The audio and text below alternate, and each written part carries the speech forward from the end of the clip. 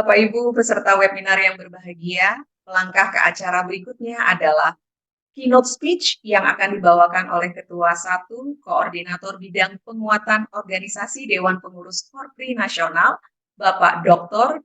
Andes Reidonizar Monek, MDFM. Dengan hormat kepada Bapak Doni, kami persilakan.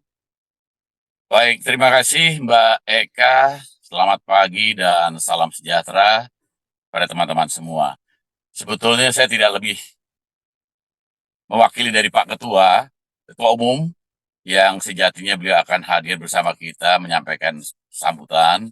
Namun karena satu dan lain hal, beliau berhalangan dan menugaskan saya selaku Ketua 1 Dewan Pengurus Korpri Nasional menyampaikan beberapa pokok pikiran terkait dengan pentingnya pertemuan kita pagi hari ini.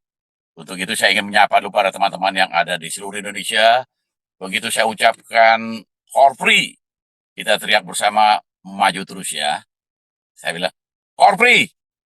Maju terus. Siap, Maju mantap. terus. Korpri. Maju terus. Korpri. Maju terus. Baik, terima kasih. Kita hargai dan apresiasi. Bapak Ibu sekalian yang saya hormati, teman-teman saya yang saya banggakan, ada kawan saya, ada tentunya Bismillahirrahmanirrahim. Assalamualaikum warahmatullahi wabarakatuh. Yang terhormat para narasumber, Pak Sesmen Bappenas, Pak Taufik Hanafi. Beliau adalah kawan saya semasa kita persiapan berangkat sekolah ke luar negeri, Pak Taufik ya. Pagi Pak Taufik. Pagi Pak ini. Salam sehat. Waduh, lama sekali kita nggak bertemu ini Pak Taufik. Ini wajahnya sama terus ini, 30 tahun yang lalu sampai sekarang masih sama.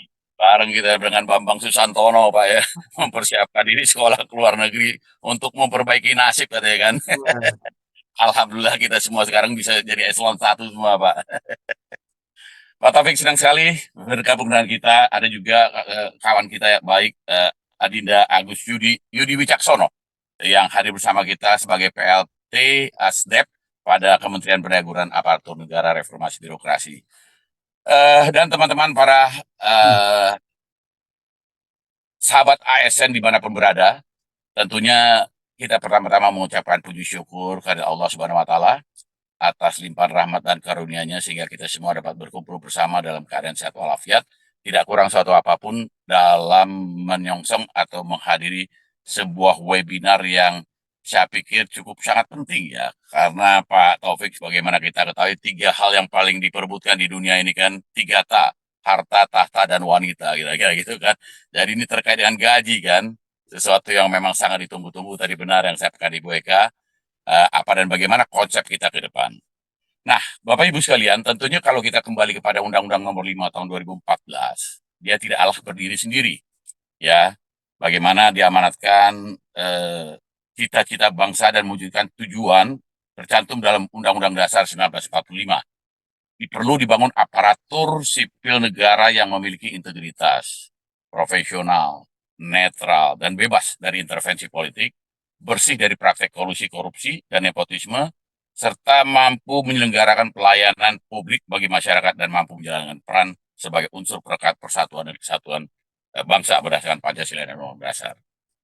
Bapak Ibu sekalian, aparatur sipil negara sebagaimana kita ketahui, pertama berperan sebagai abdi negara, tugas dan kewajibannya, dan juga ikut melaksanakan kehidupan bernegara, berbangsa, sesuai amanat konstitusi, dan kedua peran sebagai abdi masyarakat yang harus selalu memberikan pelayanan publik terbaik kepada masyarakat. Dan ketiga tentunya peran sebagai abdi pemerintah yang senantiasa memberikan dukungan pada pelaksanaan tugas keseharian pemerintahan yang dilakukan oleh segenap jajaran pemerintahan dari pusat sampai ke daerah. Kalaulah kita berbicara tentang single salary, berarti kita tidak bisa lepas dari dalam konten dan konteks negara kesatuan. Kalau kita kembalikan kepada amanat Undang-Undang Dasar 1945 pasal 6 dan pasal 7, Presiden selaku memegang kekuasaan pemerintah negara, termasuk pemerintah daerah, pemerintah negara, bahwa hubungan antara pemerintah pusat dengan pemerintahan daerah itu diatur di dalam konstitusi kita. Bagaimana kemudian kita diingatkan pada pasal 6 tadi dan 7 dan kemudian ada pasal 17. Maka terbentuklah Undang-Undang Nomor 39 Tahun 2008 tentang kementerian lembaga dan juga termasuk nantinya pada pasal 18 konstitusi menyatakan ada 3 azas yang harus kita penuhi adalah azas dekonsentrasi, azas desentralisasi, dan azas tugas pembantuan. Mungkin sementara ini agak sedikit terlupakan makna dari azas dekonsentrasi dan tugas pembantuan maupun desentralisasi, berwenang dan mengatur rumah tangganya sendiri. Dalam konten dan konteks tadi yang sampaikan Undang-Undang Dasar, kemudian ada Undang-Undang 39 tahun 2008, dan kemudian ada pasal 18, kemudian diaturlah kemudian dengan Undang-Undang nomor 23 tahun 2014 tentang, sebagaimana kita ketahui dulu ada Undang-Undang 2299, 32 2004, dan kemudian 23 2014, maka kepada daerah diserahkanlah kewenangan, baik itu yang bersifat kewenangan pusat yang berada di daerah, yang dalam bentuk dekonsentrasi yang tentu harus melalui proses tertentu, dan kemudian desentralisasi menjadi mengurus rumah tangga daerah sendiri masing-masing. Bapak Ibu, sebagaimana diamanatkan dalam undang-undang dimaksud, kita menyambut gembira dan bangga manakala nantinya pemerintah akan memberlakukan single salary terkait dengan di mana ada wacana bahwa PNS hanya akan menerima gaji pokok, tetapi jumlahnya lah yang diperbesar. Yang saya tangkap dengan skema tersebut, tentunya tunjangan anak dan tunjangan istri serta beras dan tunjangan-tunjangan lainnya sudah dimasukkan semua menjadi komponen gaji pokok. Khusus untuk tunjangan jabatan dan atau tunjangan fungsional tetap diatur, dan tentu kita akan melihat bagaimana nanti para pembicara. Ada Pak Taufik, ada Pak Yudi yang akan menyampaikan pokok-pokok pikiran dimaksud. Bapak Ibu, teringatlah kita kepada bagaimana menjaga keseimbangan fiskal antar daerah maupun relasi pusat dengan daerah. Pertanyaan yang sangat mendasar adalah nantinya, kalau kita diingatkan, misalkanlah kita kembali kepada Pemda DKI, dengan kapasitas fiskal yang begitu tinggi, kita diingatkan bagaimana hampir 90-an triliun, komponen terbesar dari pembiayaan Pemda DKI adalah pendapatan asli daerah. PAD hampir mendapati 40-an sekian persen, maka dengan itu dari PKB, BBNKB, PBBKB, dan bea balik nama kendaraan bermotor, maka Pemda DKI kenapa kemudian dalam batas tertentu banyak pegawai-pegawai kita yang kemudian sangat berkeinginan untuk berpindah atau melimpah ke Pemda DKI. Begitu Pak Taufik. Ya, pengalaman saya sebagai Dirjen Keuangan Daerah di Kementerian Dalam Negeri ya. Kemudian saya pejabat Gubernur Sumatera Barat. Jadi kita diingatkan, ketidakmerataan fiskal harus ditutup dengan pemerataan fiskal antar daerah.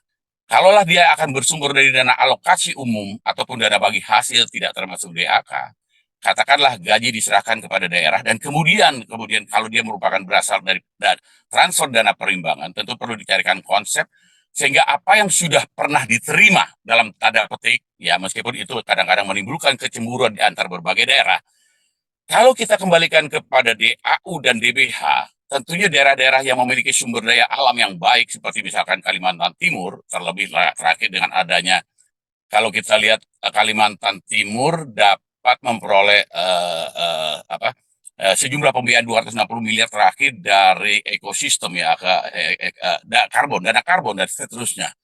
Bagaimana halnya nanti dengan daerah-daerah yang tidak cukup mengalami fiskal yang baik, itu menjadi persoalan kita bersama. Katakanlah seperti Sulawesi Tenggara, katakanlah Sulawesi Barat, kemudian NTT, Bengkulu.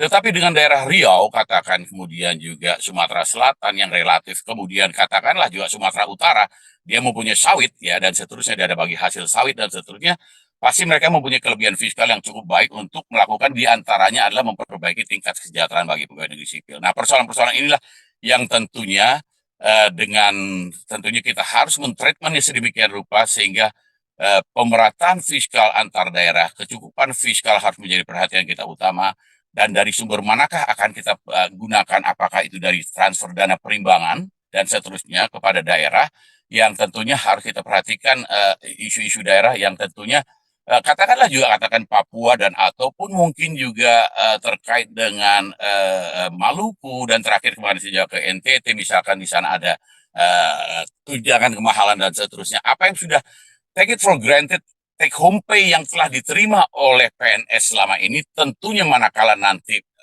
single salary akan diberlakukan, kita pasti menyambut gembira dan bangga manakala itu tidak akan mengurangi porsi bagi teman-teman di daerah. Nah, Bapak Ibu, saya ingin juga mengingatkan kemarin Pak Joko Widodo pada Rakernas Korpri Bapak Presiden menegaskan bahwa ibarat kendaraan, birokrasi adalah mesinnya. Dan kita membutuhkan mesin dengan tenaga yang kuat, yang efisien, yang tidak menyebabkan bensin itu boros, yang tidak segera panas, ngebut tapi adem terus, karena perubahan-perubahan dunia sekarang ini hampir tiap hari selalu berubah. Artinya, ibarat kata, kalau Bapak Presiden menekankan bagaimana peran kedudukan dan status kedudukan kita selaku Korpri adalah mesin penggerak birokrasi. Beliau sempat juga menyampaikan kemarin di Ancol, partai boleh saja banyak, namun yang penting birokrasi kita tetap haruslah birokrasi yang kompeten, birokrasi yang prima, yang mampu memberikan pelayanan yang terbaik.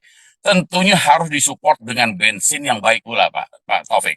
Jadi ini paling tidak setidak-tidaknya syukur bisa turbo nih ya, Pertamax turbo atau mungkin atau Dex ya, atau mungkin suka Dex Lite lah, mungkin jangan Pertamax 92 atau mungkin Pertalite kira-kira gitu. Sehingga dengan fungsi input yang baik, maka profesionalisme dalam pelaksanaan tugas, kalau saya berprinsip sebagai equal pay for equal work, dengan bekerja lebih, dengan kemampuan yang lebih, dengan kapasitas yang lebih, maka wajar kalau kita memperoleh sesuatu yang lebih. Tetapi menjadi tidak wajar kalau kita memperoleh sesuatu yang lebih dengan cara yang tidak lebih, dengan kapasitas dan kompetensi yang tidak lebih. Maka tentunya kita belajar banyak bagaimana membuat profesionalisme bagi diantaranya dengan pemberian single salary. Nah, catatan saya tadi dikaitkan dengan hal-hal yang berkenaan dengan perimbangan keuangan, ya. Bagaimana kemudian nanti bagaimana dia dikemas, akankah dia menjadi dekonsentrasi pusat yang berada di daerah untuk beberapa pembiayaan atau pendanaan tertentu, ataukah dia menjadi desentralisasi daerah, menjadi otonomi daerah dalam bentuk APBD dan seterusnya. Nah, keseimbangan di antara dua azas ini, dekonsentrasi pusat pada pasal 282 di Undang-Undang 23 tahun 2014 mengatakan bahwa berkenaan dengan pelaksanaan azas dekonsentrasi dibiayai dari dan atas beban APBN. Dan dalam hal manakala dalam azas desentralisasi dibiayai dari dan atas beban APBD. Nah, bagaimana nanti hal-hal yang berkenaan dengan tunjangan-tunjangan daerah tertentu? Ambil contoh, misalkan akibat satu dan lain hal, katakanlah di PP 58 tahun 2005 yang diperbarui dengan PP nomor 12 tahun 2009, tentang pengelolaan keuangan daerah, di sana disampaikan bahwa hal-hal berkenaan dengan penguatan dan penajaman dan kemudian ruang-ruang fiskal bagi daerah sepanjang itu dimungkinkan dan disepakati antara kepala daerah dengan DPRD. Jangan pula nanti single salary kita lakukan sedemikian rupa dalam konten dan konteks negara kesatuan, tetapi toh masih juga muncul praktek-praktek tertentu yang hanya akan menimbulkan kecemburuan antar daerah. Ini menjadi persoalan kita bersama. Menjadi persoalan kita bersama yang harus kita bahas bersama dan kita diskusikan bersama dan konten dan konteksnya. Misalkan nanti tunjangan jabatan, ya pasti, atau tunjangan fungsional kalau istri, anak dan seterusnya lainnya sudah pasti menjadi single salary. Tetapi bolehkah dan mungkinkankah bagi daerah yang karena satu dan lain hal memiliki kelebihan fiskal atau kapasitas fiskal, Pemda DKI tidak bisa dilawan dengan daerah-daerah lainnya ataupun relatif di Jawa. Katakanlah Jawa, misalkan Jawa Barat, Jawa Tengah, Jawa Timur. Rata-rata hampir semua daerah di Jawa memiliki kapasitas fiskal yang cukup baik dari pajak kendaraan bermotor dan biaya balik nama kendaraan bermotor. Pertanyaannya, apakah dan masih bolehkah nanti diberikan sekiranya single salary diberlakukan? Di satu sisi mengandung makna tentang pemerataan dan keadilan, tapi pada sisi lain juga pasti ada keunggulan bagi satu daerah. Karena kalau kita lihat dalam komponen-komponen penerimaan pendapatan atau penerimaan daerah, termasuk juga katakanlah insentif pemungutan bagi pajak kendaraan bermotor dan seterusnya, itu dimungkinkan dan dibolehkan bagi beberapa daerah yang karena satu dan lain hal mereka punya kapasitas untuk melakukan pemungutan pajak fiskal dan seterusnya. Nah, hal-hal inilah belum kemudian masih di tingkat pusat ya, di kementerian dan lembaga terdapat beberapa hal yang kalau kemarin kita ikuti dengan seksama. Bagaimana ada daerah kementerian tertentu yang kemudian dapat dan bisa saja memberikan dengan grade-grade tertentu karena mohon maaf dalam batas tertentu karena termasuk yang melakukan fungsi-fungsi yang berkenaan dengan fiskal, kemudian memperoleh sesuatu yang dan itu akhirnya menimbulkan ketidakadilan dan ketidakmerataan atau kecemburuan antar kementerian, itu pun pada tingkat kementerian. Nah, bagaimana dengan tingkat di daerah? di daerah tadi sudah saya sampaikan bagaimana itu terjadi. Nah, oleh karenanya tentu kita berharap nanti ke depan Bapak Ibu sekalian, single salary ini mampu memberikan opsi yang terbaik bagi kita semua dengan tetap memperhatikan adanya prinsip-prinsip pemerataan, adanya prinsip-prinsip keadilan, tidak menimbulkan kecemburuan dan seterusnya, dan memberikan kepastian dan yang pasti tidaklah boleh berkurang dari apa yang telah diterima. Nah, tentunya kita akan mendengar langsung dari teman-teman Pak Taufik, sahabat saya, Sesmen, dan kemudian Pak Pak Yudi dari Deputi Kemenpan RB terkait dengan apa dan bagaimana konsepnya dan apa dan bagaimana kriterianya dan bagaimana apa dan bagaimana ukurannya dan apa dan bagaimana implementasinya dan tentunya dinamika yang terjadi dengan memperhatikan lokalitas di daerah-daerah yang selama ini sudah berjalan dan bisa saja terkadang kemudian menjadi sebuah keniscayaan bagi kita untuk mendapatkan yang pasti kita semua ingin memperoleh sesuatu yang lebih baik dari yang apa yang sudah kita dapatkan dan kita peroleh selama ini. Bapak Ibu dan sekalian, itulah yang dapat saya sampaikan. Tentunya untuk mendukung peran strategis ASN, maka di samping lingkungan kerja yang kondusif, tentunya tadi saya sudah sampaikan, kesejahteraan yang memadai. Tentunya komponen kesejahteraan ini tidaklah semudah yang bisa kita bayangkan untuk menghitung kebutuhan fisik minimum. Layaknya hidup seorang ASN dengan golongan pangkat dan ruang tertentu, dan belum kemudian kita dihadapkan kepada tingkat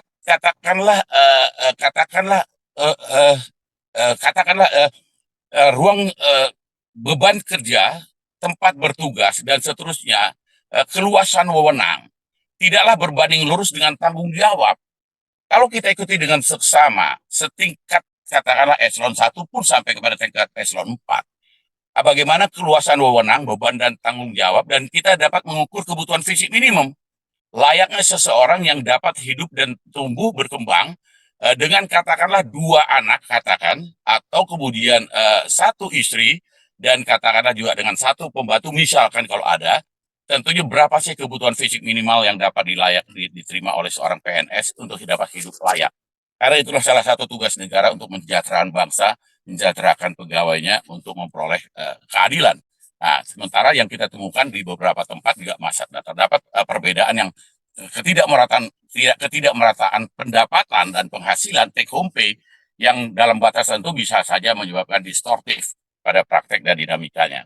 Oleh karenanya, kalau kita lihat pada saat ini ASN menerima gaji pokok, kemudian ada tunjangan kinerja, ada tunjangan lain-lain, sehingga tentunya kita berharap nanti single salary ini akan dapat diterapkan dan sampaikan kepada ASN apa untung ruginya, apa dan bagaimana konsekuensinya, apa dan bagaimana kemudian implementasi dan dinamikanya dalam pelaksanaannya, dan dengan sumber-sumber bagaimanakah. Karena begini, Pak Taufik, saya melihat begini, Pak. Kalau kita ngatur negara itu gampang, Pak. Bikin kepres, bikin PP, bikin permen, maka negara itu hanya satu. Tapi kalau daerah itu ada 538, 512 sampai hampir 540-an sekian. Di sana ada otonominya. Bahwa kesepakatan antara kepala daerah dengan Dewan Perwakilan Rakyat Daerah, dan kemudian apakah kemudian dalam batas tertentu praktek itu harus kita menindakkan persetujuan atau mendapatkan gambaran yang utuh dari persetujuan antara kepala daerah dengan DPD dalam hal-hal yang berkenaan dengan katakanlah transfer dana perimbangan yang dikedaerahkan, apakah nanti komponen berupa DAU ataukah dalam batas tertentu misalkan menjadi dana bagi hasil. Nah, hal-hal semacam inilah yang harus kita kaji secara mendalam dari berbagai dimensi, sehingga intinya apa yang ingin diharapkan oleh teman-teman di daerah, yang kemudian juga tentunya teman-teman di pusat dapat diterima secara baik dalam konsepsi tentang apa itu dan bagaimana tentang single salary yang akan kita laksanakan. Demikian Bapak Ibu, Pak Taufik, Pak Yudi, dan teman-teman, para ASN semua, panjang, mungkin ada sesi tersendiri, karena saya juga harus mengatur jadwal 2 lagi di pagi ini, Pak Taufik, izin. Jadi terpecah konsentrasi kita. Dan kemudian tentunya, nah ini saya ingin menggunakan istilah teman-teman ini.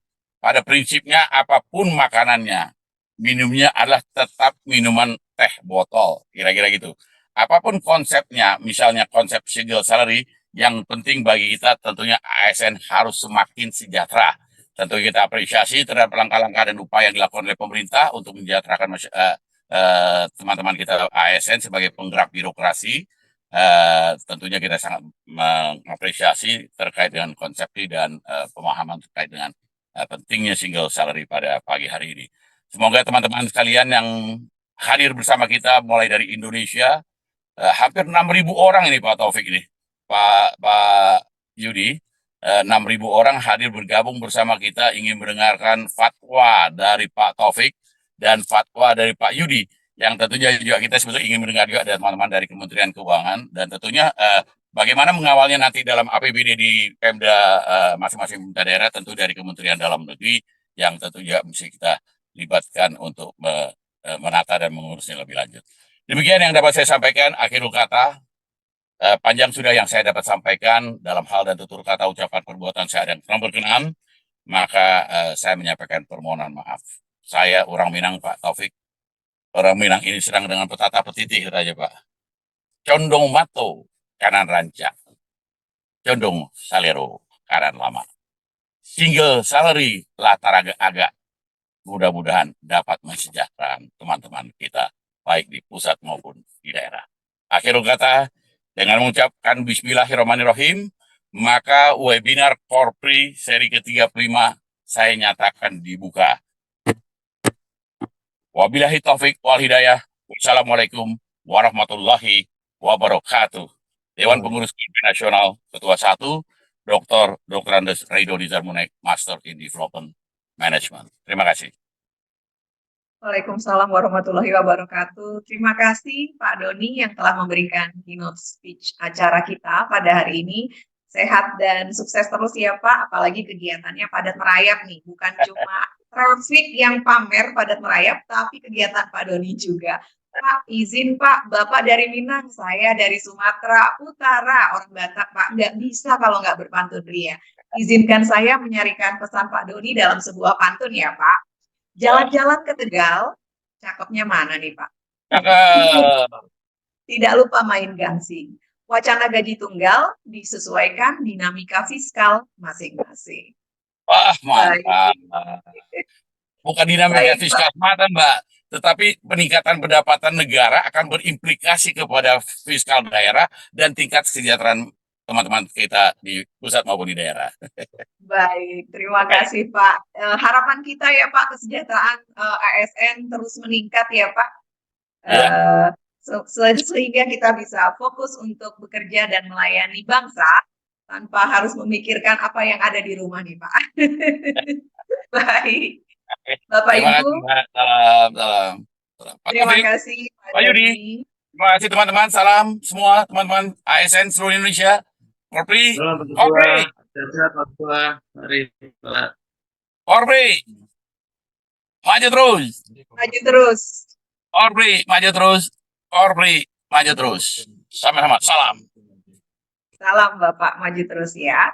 Bapak Ibu peserta webinar yang berbahagia, sebelum kita melanjutkan acara, izinkan saya mengapresiasi kehadiran dan antusiasme partisipatif aktif Bapak Ibu semua di sini. Pak, berita terbaru sudah ada 13.000 yang menonton di YouTube.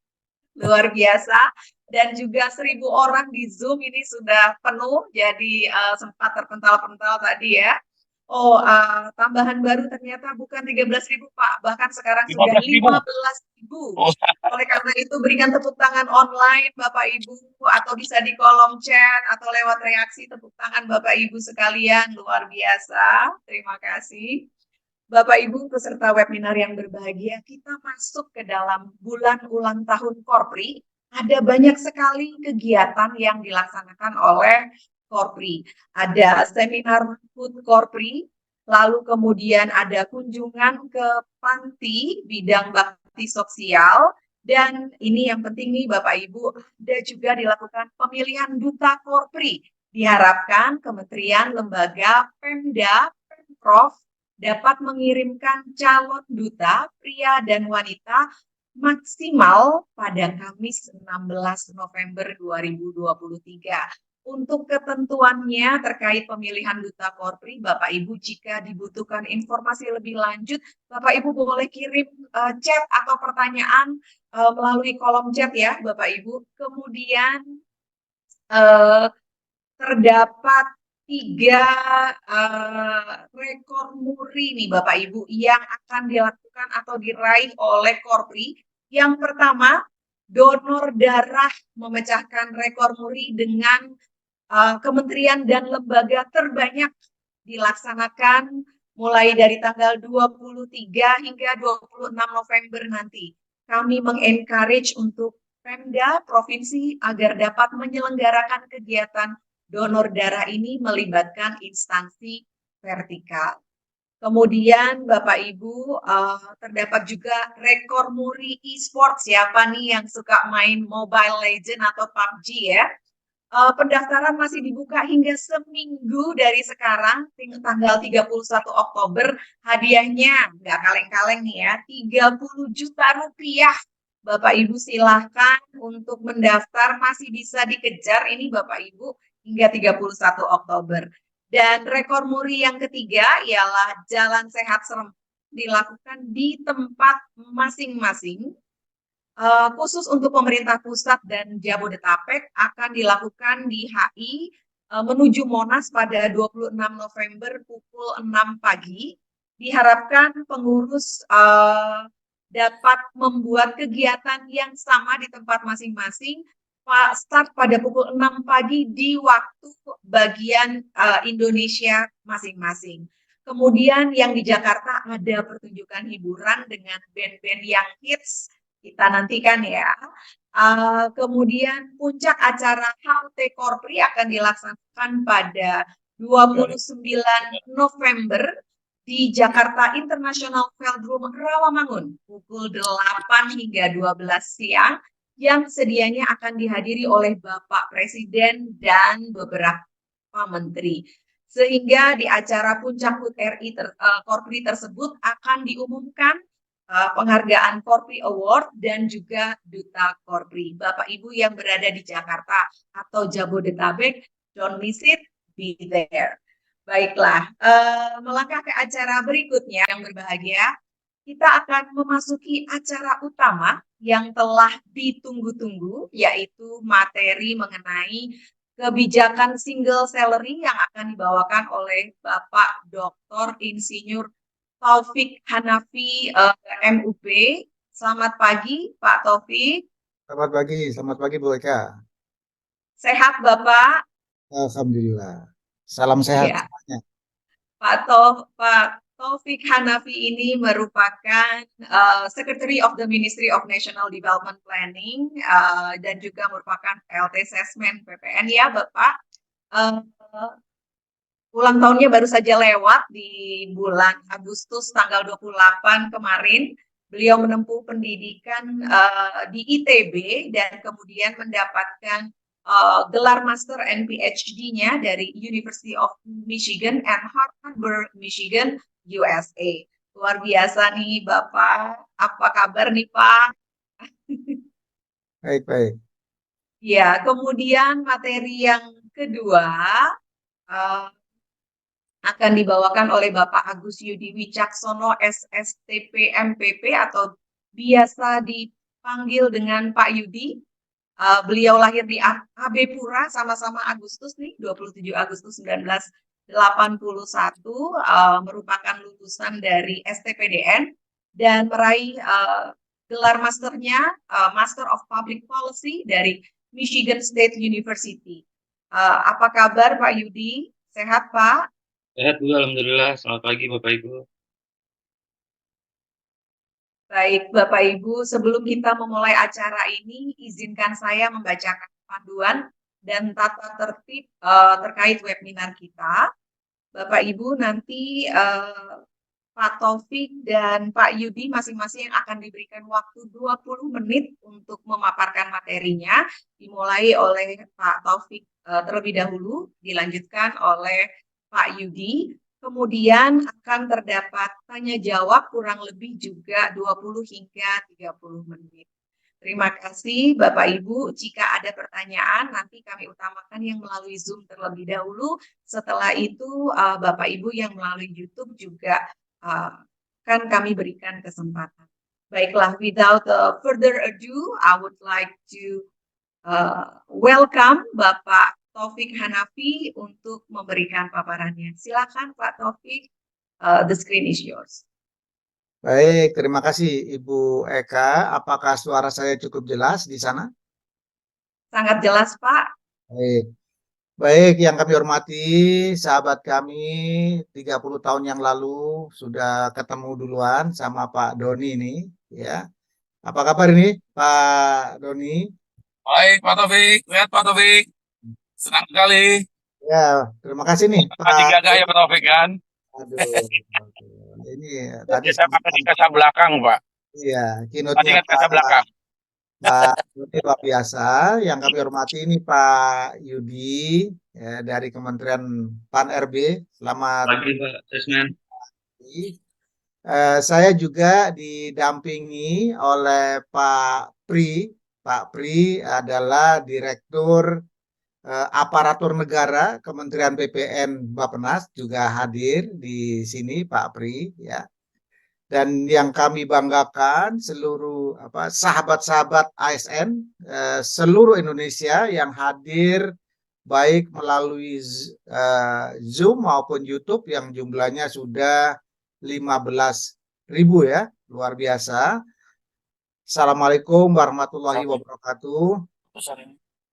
Salam sejahtera buat kita semua. Selamat pagi, Om Swastiastu, Namo Buddhaya, salam kebajikan. Kami menyampaikan apresiasi dan penghargaan ini atas kesempatan dan sekaligus kepada seluruh jajaran pengurus Korpri yang telah menyelenggarakan webinar series sampai ke 35 ya. Ini luar biasa, ini artinya terus continue proses knowledge sharing ini sekaligus untuk mengupdate perkembangan terkini kebijakan-kebijakan terkait dengan ASN ya. Ini saya kira hal yang sangat bagus sekali. Dan yang berikutnya adalah kebijakan single salary system ini bagi ASN tadi juga sudah disampaikan oleh Pak Doni. Ini merupakan hal yang sangat penting untuk kita ketahui bersama.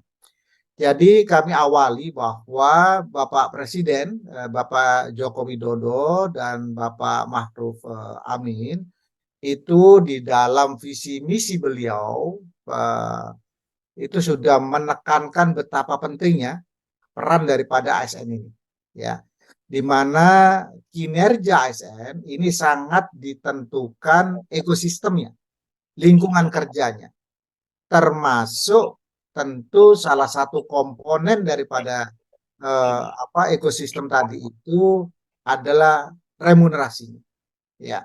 Di sini jelas kalau kita lihat bahwa di dalam arahan Bapak Presiden ini mengenai reformasi sistem remunerasi ini dan sistem pensiun yang lebih adil itu adalah hal yang sangat penting. Tidak hanya adil tapi kompetitif. Dan inilah yang mendasari mengenai pentingnya apresiasi terhadap prestasi, ya, merit yang dicapai oleh ASN itu sebagai basis betapa pentingnya meritokrasi ini, ya.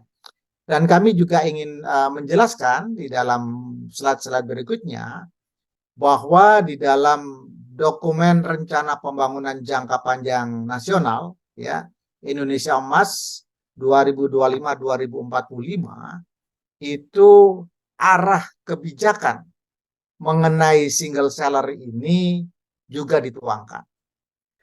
Bahkan beberapa waktu yang lalu di kantor Kementerian PPN Bappenas, ya, Bappenas bersama-sama dengan KPU menyelenggarakan sosialisasi RPJPN 2025-2045 di depan para partai perwakilan partai politik peserta pemilu 2024. Ya, dan di mana di dalam RPJPN ini harapannya juga digunakan sebagai referensi bagi para calon presiden dan wakil presiden, baik itu di dalam menyusun visi misinya maupun program kerjanya. Ini penting untuk kami sampaikan pada kesempatan yang baik ini, bahwa di dalam rencana pembangunan jangka panjang nasional 2025-2045 itu ada beberapa transformasi penting yang akan kita lakukan bersama untuk menuju negara maju, ya, berdaulat, berkelanjutan di akhir tahun 2045 itu. Ya. Jadi di sini ada 8 misi pembangunan, ada 17 arah pembangunan, dan ada 45 indikator utama pembangunan. Nah, disinilah pentingnya bagaimana positioning daripada single salary itu. Di dalam dokumen rencana pembangunan jangka panjang nasional 2025-2045 itu ada beberapa transformasi penting yang akan kita lakukan. Pertama adalah transformasi di bidang sosial. Di sini menekankan betapa pentingnya kesehatan, pendidikan, dan perlindungan sosial ini. Ya. Dan yang kedua itu adalah transformasi ekonomi. Nah, terutama di sini bagaimana transformasi ekonomi ini bisa mendukung peningkatan produktivitas, transformasi digital. Di sini ada beberapa integrasi ekonomi domestik dan global. Bahkan beberapa waktu yang lalu bersama Bappenas bersama-sama dengan Menko Perekonomian menyelenggarakan seminar nasional yang dihadiri oleh seluruh stakeholders, tidak hanya jajaran pemerintah tapi non-state actors, mengenai pentingnya logistik nasional, sistem logistik, yaitu untuk mendukung integrasi ekonomi domestik dan global. Dan dua transformasi sosial dan ekonomi ini tentu sukses tidaknya dipengaruhi oleh apa yang namanya transformasi tata kelola. Transformasi tata kelola ini pada intinya adalah pengelolaan sektor publik, ya. Karena kita bicara mengenai single salary ASN, jadi tata kelola di sini ingin memastikan sektor publik itu dikelola dengan efisien, efektif, akuntabel. Ya, itulah inti daripada transformasi tata kelola. Karena transformasi sosial, transformasi ekonomi, termasuk landasan-landasan transformasi dan kerangka implementasi ini baru bisa dijalankan dengan baik apabila tata kelola, ya, terutama di sektor publik ini bisa dilakukan dengan efisien, dengan efektif, dan juga akuntabel. Oleh karena itu, regulasi dan tata kelola yang berintegritas dan adaptif menjadi hal yang sangat penting. Arah kebijakan mengenai transformasi tata kelola, di sini di dalamnya menyangkut juga yang terkait mulai dari aspek regulasinya, terkait dengan aspek kelembagaannya, di mana di dalam kelembagaan itu termasuk di dalamnya adalah tentang pentingnya aspek lembaga, dan juga di situ dimasukkan aspek kelembagaan manajemen ASN itu, terutama di dalamnya menyangkut juga arah kebijakan terkait dengan single salary dan sistem pensiun. Ya, ini penting untuk kami sampaikan di sini bahwa yang akan kita diskusikan itu positioningnya di dalam dokumen rencana pembangunan jangka panjang nasional itu adalah sangat penting. Bahkan di dalam dokumen ini kita tampilkan bahwa single salary itu sebagai bagian daripada manajemen ASN itu merupakan game changers yang sangat strategis, ya. Karena apa? Transformasi lainnya itu dalam pelaksanaannya sangat ditentukan oleh manajemen ASN yang efisien, efektif, adaptif, dan akuntabel. Jadi itu yang ingin kami tekankan. Ya, pertanyaannya adalah bagaimana secara relatif kondisi ASN kita ini dibandingkan dengan negara-negara lain. Ya, coba kita lihat pertama dari aspek kesejahteraan. Ya, di slide yang sebelumnya lagi di awal-awal itu terus lagi sebelumnya lagi. Ini adalah potret gaji ASN kita dari aspek kesejahteraan sampai saat ini. Ya, terus saja. Ya, slide berikutnya ya. Jadi di situ bisa kita lihat gaji ASN kita. Jadi di sini termasuk jangan pindah lagi ya, yang tadi aja. Ya. Jadi dibandingkan dengan negara-negara tetangga kita di slide sebelumnya itu relatif tertinggal. Nah, ini aja berhenti di sini dulu. Ya. Ya, di kawasan Asia Tenggara, gaji ASEAN. Demikian juga kalau ada peningkatan, itu peningkatannya kurang signifikan. Kalau istilahnya anak-anak generasi muda saat ini kurang nendang kenaikannya itu. Ya. Dan yang berikutnya mengenai kesehatan. Ini juga ASN itu di lingkungan kerjanya masuk kategori di mana target-target tekanan lingkungan kerja yang cukup tinggi. Ini juga tentu berpengaruh terhadap kesehatan. Ya. Demikian juga kesetaraan dan inklusi, kesejahteraan keluarga ini yang tidak kalah pentingnya, dan juga aspek pendidikan dan pengembangan ASN. Jadi kami menyampaikan apresiasi apa yang dilakukan oleh pengurus jajaran pengurus Korpri. Jadi series webinar ini hal yang sangat penting ya untuk terus berbagi pengetahuan lesson learn dan juga dalam rangka pengembangan ASN. Ya, terus saja di slide berikutnya. Jadi ini adalah gambaran mengenai rasional kenapa penting. Dan yang berikutnya, ini juga ada beberapa aspek penting lainnya yang ingin kami sampaikan di sini kepada Ibu Bapak semua adalah mengenai ada aspek-aspek khusus ya, kondisi-kondisi khusus karena Indonesia begitu luas, ini berbeda dengan negara-negara lain. Jadi bagaimana dengan ASN di daerah terdepan, terluar, tertinggal, di mana lingkungannya tentu jauh berbeda dibandingkan dengan kondisi ASN yang bukan di daerah 3T. Ya. Demikian juga ASN dengan bidang kerja risiko tinggi. Ya. Terus bagaimana dengan ASN yang berkinerja tinggi? Ini adalah dimensi-dimensi, variasi-variasi. Tadi Pak Doni memberikan gambaran variasi-variasi terkait kapasitas fiskal di daerah yang berbeda-beda. Ya, ini kami ingin tunjukkan kondisi ASN pun yang berbeda-beda. Ada ASN yang bertugas di daerah 3T tentu kondisinya berbeda dengan kondisi di daerah non 3T.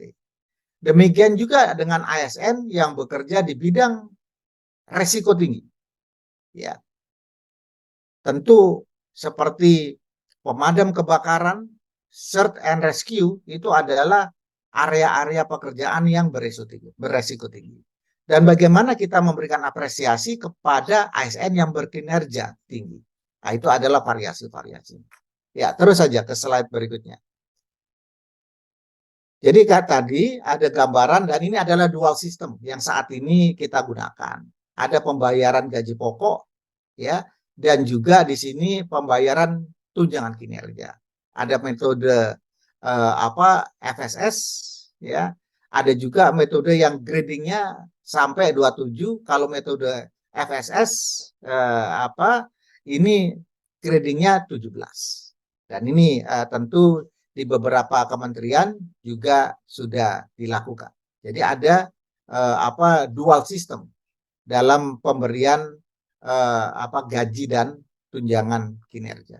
Ya, terus saja. karena waktunya 20 menit. Nah, ini yang ingin kami sampaikan, bagaimana disparitas ya, disparitas besaran tunjangan kinerja menurut golongan ya, dan juga kelas jabatan, dan menurut kementerian lembaga. Ini ada variasinya ya. Kalau jabatannya rendah, itu variasinya relatif kecil. Makin tinggi kelas jabatan, itu variasinya semakin besar. Ya. Dan demikian juga tadi Pak Doni juga menyampaikan dengan Pemda. Itu Pemda itu pun ada yang sampai lebih besar dari 100 juta.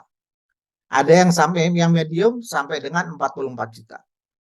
Yang minimum sampai 21 juta. Ini adalah take home pay-nya.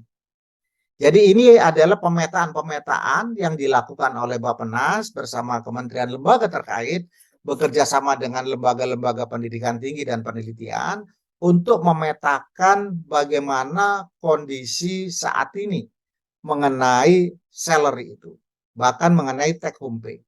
Apakah itu variasinya antar kementerian lembaga maupun variasinya di tingkat daerah.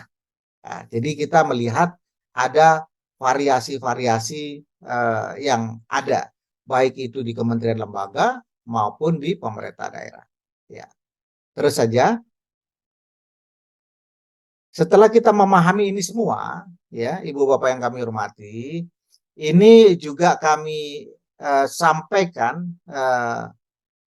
mengenai, karena kita harapkan itu yang masuk sebagai ASN itu kan adalah talenta-talenta terbaik.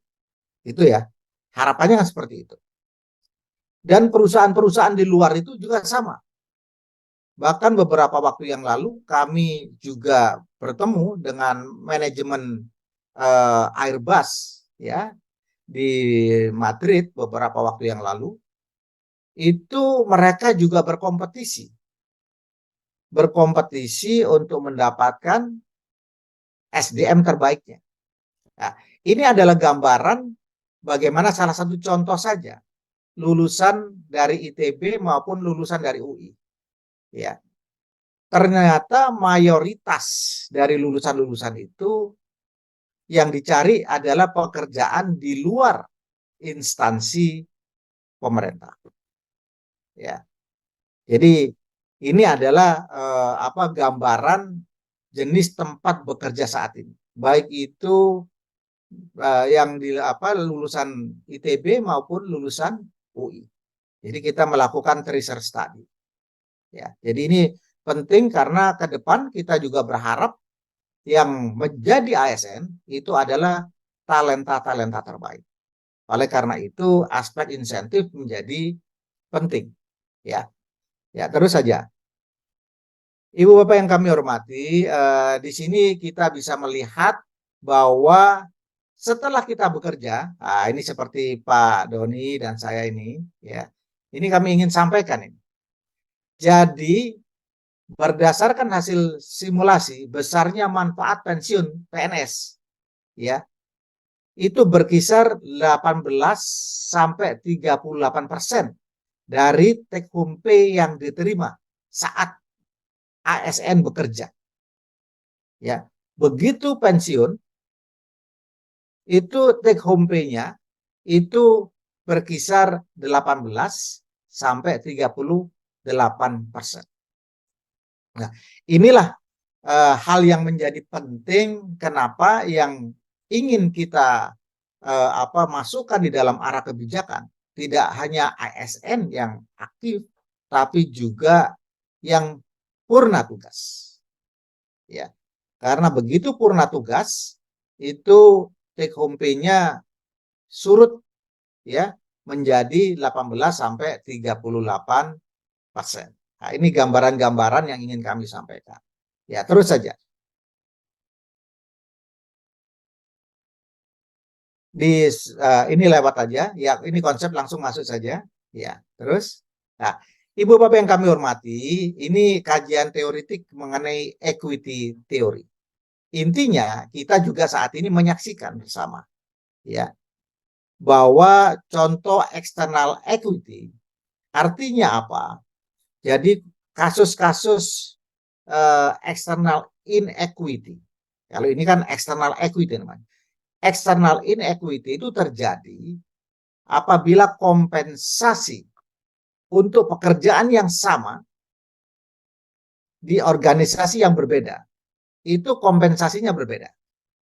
Ya, itu namanya external inequity. Ini kita buat positifnya, external equity. Ini yang kita harapkan bisa dicapai.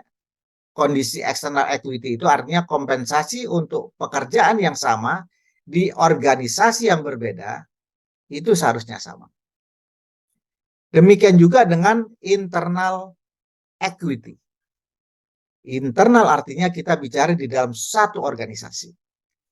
Kalau pekerjaannya itu sama, kompetensinya itu juga sama, dan kinerjanya itu sama, seharusnya juga mendapatkan kompensasi yang sama. Ya, jadi ini yang ingin kami tekankan mengenai equity teori itu. Ya, terus saja. Jadi itu adalah konsep single salary. Nah, di sini adalah prinsip pemberian kompensasi tadi itu. Jadi antara Singapura, Malaysia, kita juga melakukan studi-studi banding mengenai best practices remunerasi di negara-negara tetangga kita. Ya. Jadi ada yang menggunakan tingkat pekerjaan, ada yang aspek keadilan kompensasi ini juga menjadi perhatian. Ya. Jadi ini adalah contoh-contoh saja prinsip-prinsip pemberian kompensasi atau remunerasi yang diterapkan di Singapura dan yang diterapkan di Malaysia. Pertanyaannya nanti, bagaimana dengan Indonesia? Ya, terus saja. Nah, inilah prinsip implementasi single salary yang kita ingin coba terus jabarkan, kita detailkan, kita di mana data-data dari ASN saat ini Bappenas bersama-sama dengan BKN dan juga Kementerian Lembaga terkait bekerja sama dengan lembaga-lembaga pendidikan tinggi terus melakukan simulasi dan exercise. Jadi pertama adalah prinsip kesetaraan, ya. Dan yang kedua adalah prinsip kompetensi, kelayakan, kesejahteraan purna tugas. Jadi bukan hanya kesejahteraan saat bertugas, tapi juga kesejahteraan purna tugas. Dan yang berikutnya adalah persiapan purna tugas. Ya, jadi di sini prinsip-prinsip kesetaraan itu seperti non diskriminatif, kesetaraan gender, ini juga menjadi perhatian. Demikian juga prinsip kompetensi, penggajian berdasarkan kompetensi, pengalaman, tingkat pendidikan, tanggung jawab, dan prestasi, ya, kinerjanya. Ya. Demikian juga dengan kelayakan. Tidak, harapannya bukan yang paling tinggi-tinggi, tapi paling tidak untuk standar hidup menengah ke atas itu. Berdasarkan kelayakan. Ya. Jadi ini adalah prinsip-prinsip yang kita terus exercise, kita coba nanti jabarkan lebih detail, ya. Ini prosesnya tentu melibatkan kementerian lembaga terkait lainnya. Ya. Saya kira itu yang ingin kami share pada kesempatan yang baik ini. Jadi di sini adalah detailnya lagi, dan tentu Ibu Eka nanti Pak Prianto akan terus join, ya, meneruskan, dan kami izin ini untuk off dulu, dan Pak Prianto juga di sini juga sudah standby dan siap. Barangkali itu yang ingin kami sampaikan. Sekali lagi terima kasih Bu Eka, Pak Yudi, ya. Di sini tadi Pak Doni sudah masuk ke agenda kegiatan berikutnya, ya. Dan ini terima kasih nih Pak Priyanto yang akan meneruskan, dan tentu yang kami banggakan sahabat-sahabat ASN di seluruh Indonesia yang jumlahnya sampai saat ini terus bertahan ya, jumlahnya baik itu yang melalui Zoom maupun melalui YouTube. Jadi sekali lagi terima kasih atas partisipasinya, dan silakan apabila ada masukan-masukan ya mengenai arah kebijakan single salary, dan tentu ini akan terus menjadi catatan penting bagi kami tentu bersama-sama dengan kementerian lembaga lain untuk merumuskan, melakukan pendetilan, bahkan melakukan exercise berbagai variasi-variasi yang ada di negara kita yang sangat luas itu. Barangkali itu, kurang lebihnya mohon maaf. Wassalamualaikum warahmatullahi wabarakatuh. Waalaikumsalam warahmatullahi wabarakatuh. Terima kasih Pak Taufik untuk paparannya. Padat, jelas, daging semua nih Pak, kalau kita bilangnya nih. Mantap sekali Pak. Baik, terima kasih untuk waktunya Pak Taufik. Kita akan melanjutkan ke materi yang kedua, single salary sebagai bagian dari reformasi birokrasi yang akan dibawakan oleh Bapak Agus Yudi Wicaksono. Waktu dan tempat kami persilakan.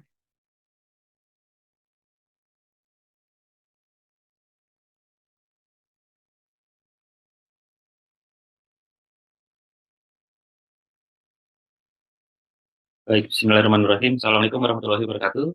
Selamat pagi, salam sejahtera, salam sehat untuk kita semua. Om Swastiastu, Namo Buddhaya, salam kebajikan. Yang pertama, terima kasih Bu Moderator, Bu Ika Situmorang atas waktunya. Yang kami hormati Bapak Ketua 1 Dewan Pengurus Partai Nasional, Bapak Dr. Rio Nizar Monek, Bapak Sesmen Kementerian PPN, Bapak Penas, Bapak Dr. Taufik Hanafi, kemudian Bapak Direktur Aparatur Negara Pak Priyanto, Bapak Ibu jajaran pengurus Korpri Nasional, dan yang kami banggakan para ASN di seluruh Indonesia. Terima kasih atas kesempatan yang diberikan, dan kami mengucapkan permohonan maaf Bapak Deputi SDM Aparatur, Bapak Alex Denny, sekiranya beliau hadir di pertemuan ini, webinar ini, namun karena satu dan lain hal beliau minta kami untuk mewakilkan. Kami ingin menambahkan apa yang sudah disampaikan oleh Sesmen Kementerian PPN tadi, Pak Dr. Taufik. Kalau tadi mungkin beliau menceritakan why-nya, nah kami mungkin dan bagaimana konsep ke depan di dalam RPJMN, dan alhamdulillah ini sudah menjadi atensi dari Kementerian PPN dalam merumuskan rencana pembangunan jangka panjang nasional berikutnya. Jadi konsep single salary yang tadi beliau sampaikan ini ternyata sudah menjadi sudah semakin bulat. Ini nanti akan kita implementasikan. Nah, kami izin menyampaikan beberapa perkembangan ya, progres yang sedang kami lakukan berdasarkan tentunya arahan dari Bapak Presiden. Jadi Bapak Presiden clear arahannya untuk reformasi birokrasi. Ya, satu, reforma birokrasi itu harus berdampak dirasakan langsung oleh masyarakat. Ini yang Bapak Presiden inginkan. Kemudian reformasi birokrasi ini bukan tumbukan kertas, dan birokrasi kita harus lincah dan cepat. Ya. Lebih jauh lagi, beliau ingin agar birokrasi kita ini berkelas dunia. Ya. Nah, untuk itu kami coba membedah ya berbagai aturan. Kami pendekatannya dua ya, ada regulasi, kemudian kita dukung dengan digitalisasi. Nah, satu aspeknya ini regulasi. Jadi ketika kami review kenapa kita ini susah sekali untuk maju ya, kita ASN ini kenapa benefit-benefit yang didapatkan, kenapa kurang kompetitif. Tadi penjelasan dari Pak Sesmen ya, kita kurang kompetitif dari berbagai aspek ya, salah satu aspek kesejahteraan dibandingkan dengan negara-negara lain. Nah, ini yang kami bongkar dan akhirnya kita di tanggal 3 Oktober yang lalu Undang-Undang 5 2014 ini resmi digantikan oleh RUU ASN yang baru. Dan saat ini sedang dalam tahap eh, eh, eh, konfirmasi di Sekretariat Negara. Jadi sudah disampaikan oleh DPR ke Sekretariat Negara, kemudian nanti akan disampaikan oleh Bapak Presiden.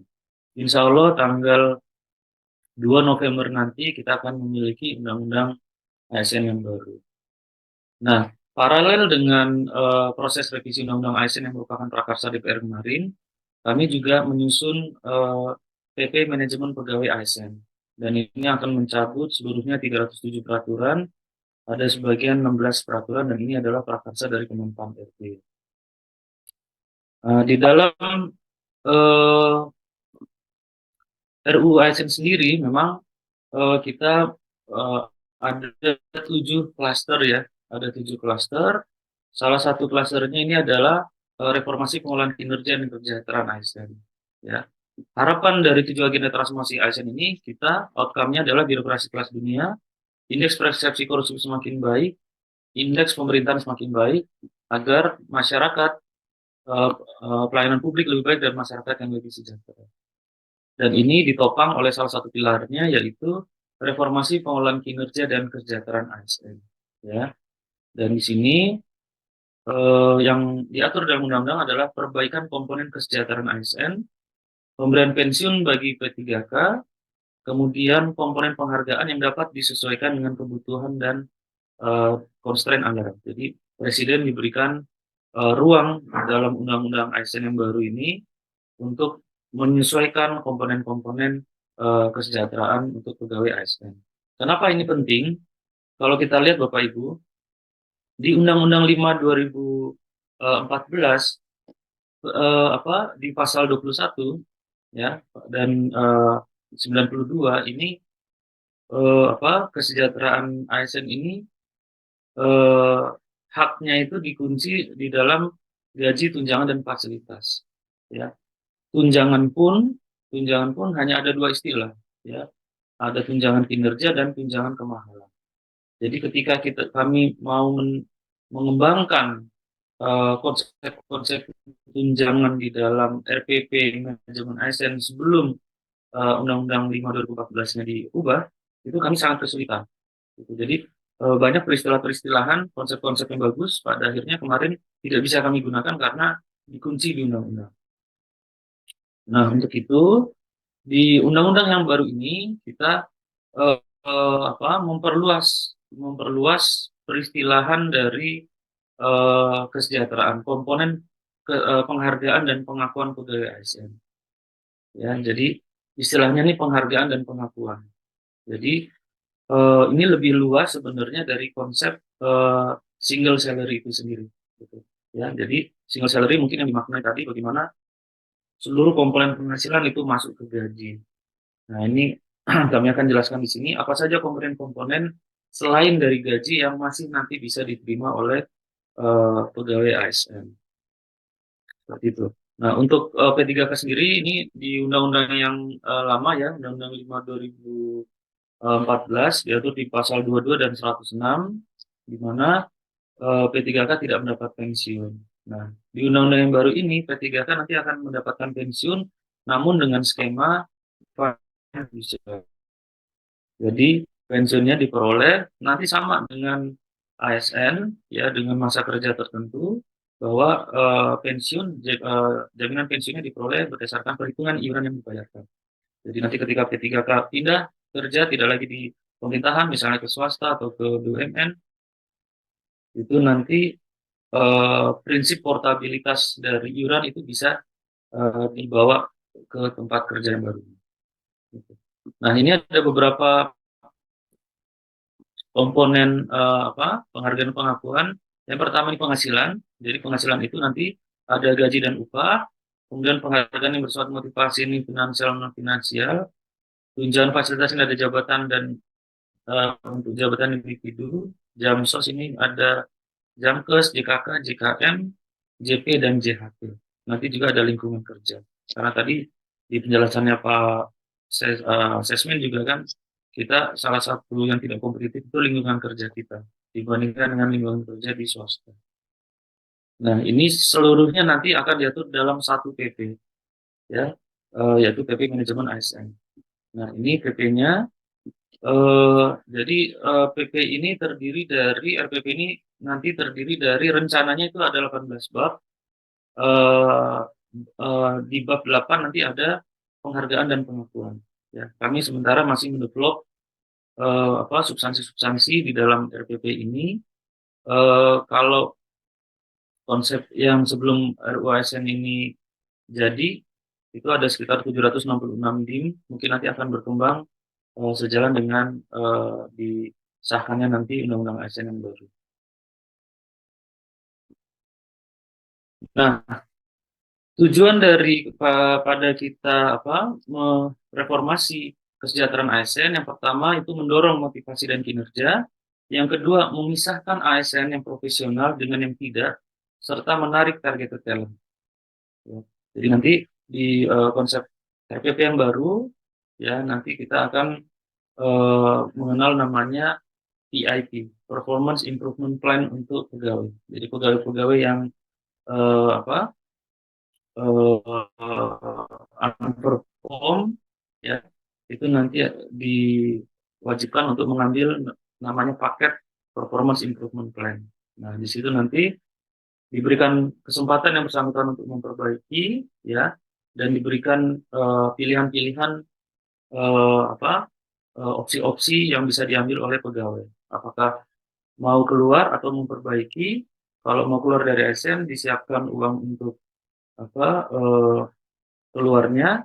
Kalau mau memperbaiki nanti disiapkan eh, apa komponen untuk perbaikan seperti itu. Jadi mungkin ini istilah halus dari golden section ya. Tapi nanti kita akan detailkan lagi di RPP RPP-nya bentuknya seperti apa. Kemudian kita ingin menyeimbangkan kesejahteraan ASN dengan kinerja pemerintah serta kemampuan fiskal dan menjaga internal equity keadilan internal ASN di seluruh Indonesia. Ya, kita tahu sendiri bahwa disparitas penghasilan ASN di Indonesia ini sangat timpang ya, kalau boleh dikatakan dalam disparitasnya ya. Karena kita masing-masing daerah memiliki kebijakan untuk pemberian insentif, begitu juga di pusat ya kita masih menggunakan tunjangan kinerja yang semuanya itu kalau kita perhatikan kurang ideal untuk dikatakan sebagai insentif kinerja karena nominalnya sudah ada ya per jenjang jabatan per kelas jabatan ya. Psikologi pegawai ketika sudah ada nominalnya maka nominal ini dianggap tukin ataupun TPP ini dianggap sebagai hak yang bersangkutan gitu. Alih-alih menjadi insentif untuk berkinerja lebih baik, rupiah ini ya dianggap sebagai hak yang bersangkutan. Sehingga apa? Sehingga ketika ada pemotongan, pasti pegawai langsung reaktif seperti itu. Ya, nah ini konsep yang akan diperbaiki. Ya, nanti bagaimana mekanisme pemberian insentif yang baru. Nah, ada 3 perbaikan mendasar kesejahteraan. Yang pertama, kita ingin memperbaiki bagaimana sistem penganggaran. Kita nanti akan membentuk bucket anggaran SDM, pengelolaan SDM. Kemudian kita akan memperbaiki rancangan dari kesejahteraan ASN itu sendiri dalam konsep total reward ya. Kemudian kita akan perbaiki remuneration mix. Jadi porsi belanja pegawai itu nanti akan dipecah-pecah ya. Mana yang masuk ke gaji, mana yang masuk ke insentif, mana yang masuk ke learning development, itu nanti akan ada persentase-persentase yang akan ditetapkan. Yang pertama terkait dengan perbaikan sistem penganggaran. Kalau kita perhatikan Bapak Ibu ya, saat ini untuk ASN ini belum clear ya, kecuali Pemda. Pemda itu ada plafon ya belanja pegawai dibandingkan dengan APBD. Ya, walaupun belanja 51-nya APBD itu juga masih banyak yang nyampur-nyampur ya. Informasi yang kami dapat dari Direktorat Jenderal Perbendaharaan Kemenq, ya, itu kami akan koordinasi dengan Kemendagri untuk melakukan cleaning belanja 51, sekaligus juga kami akan mengusulkan perbaikan MAK 51 yang ada di pusat. Ya, jadi kalau daerah itu clear, persentasenya 30% itu plafon, dan itu diatur di Undang-Undang Hubungan Keuangan Pusat dan Daerah. Namun kalau di pusat ini belum ketemu ini apa persentasenya dari mana, ya? Apakah dari persentase pajak yang diterima, ya, ataukah persentase dari apa? Gitu. Kalau di swasta, di private sector ini sudah mafhum gitu. Jadi beban SDM itu bisa dibandingkan dengan pendapatan, bisa dibandingkan dengan laba bersih, bisa dibandingkan dengan pengeluaran, ya, sehingga kita tahu oh ini sudah lampu kuning nih, ya, kita sudah terlalu beban SDM kita ini sudah sangat tinggi gitu, ya, sehingga kita terapkan ini zero growth misalnya atau negatif growth, atau kita tidak bisa memberikan insentif yang lebih besar lagi nih. Nah, ini yang kami coba diskusikan dengan Kemenq. Kami akan juga diskusikan dengan Kemendagri bagaimana memperbaiki khususnya pusat ya. Kalau daerah sudah ada undang-undang HKPD. Nah, di pusat ini yang nanti akan kami diskusikan. Nah, harapannya nanti kita akan melakukan perubahan pembentukan bucket anggaran SDM, ya. Jadi nanti Menpan bersama dengan Bappenas, Menq, dan Kemendagri untuk Pemda ini akan mereview, ya, bagaimana anggaran pengelolaan SDM, ya. Karena apa? Ini harus kita define sejak awal. Berapa sebenarnya belanja pegawai, ya, di dalam satu instansi pemerintah, dan idealnya berapa? Seperti itu. Nah, kemudian nanti ketika kita sudah tetapkan, anggaran itu bisa bertambah kalau ada kalau nilai indeks RB-nya semakin baik, ya. Dan kalau kontribusi terhadap pencapaian prioritas nasional itu juga semakin baik yang dikontribusikan oleh instansi pemerintah. Ya, ini pertimbangan-pertimbangan yang nanti akan di exercise oleh Bappenas, Menq, Menpan, dan Kemendagri untuk Pemda untuk bisa menentukan apakah budget HR satu instansi itu naik atau turun. Seperti itu. Ya, dan kita nanti ketika anggarannya turun, maka perlu ada redeployment pegawai di dalam satu instansi itu. Karena instansi itu tidak akan sanggup untuk membayar gaji ketika anggaran pengelolaan pegawainya itu semakin turun. Dan ini nanti akan memaksa mobilitas ASN secara nasional. Ya, banyak daerah yang secara budget SDM nanti besar, tapi pegawainya masih sedikit.